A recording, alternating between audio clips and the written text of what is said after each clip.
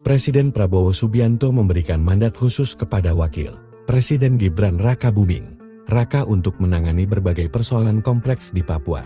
Penugasan ini mencakup konflik bersenjata dengan kelompok separatis hingga pengelolaan tambang milik BUMN di wilayah Raja Ampat.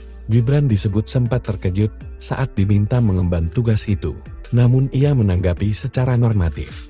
Ia menilai penugasan ke Papua merupakan hal yang lazim bagi seorang wakil presiden, karena memang sudah menjadi bagian dari tanggung jawabnya.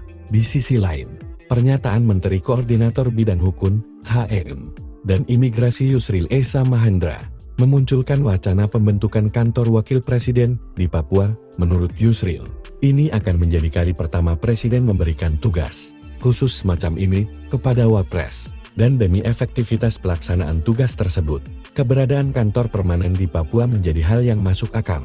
Namun pandangan berbeda disampaikan Menteri Dalam Negeri Tito Karnavian. Ia menjelaskan bahwa dalam konteks Undang-Undang Otonomi Khusus Papua, tugas wakil presiden bersifat koordinatif di level kebijakan strategis. Pelaksanaan tugas teknis dan operasional, kata Tito, akan dijalankan oleh Badan Eksekutif Percepatan Pembangunan Papua yang sudah dipersiapkan oleh Kementerian Keuangan dan akan berkantor di Jayapura.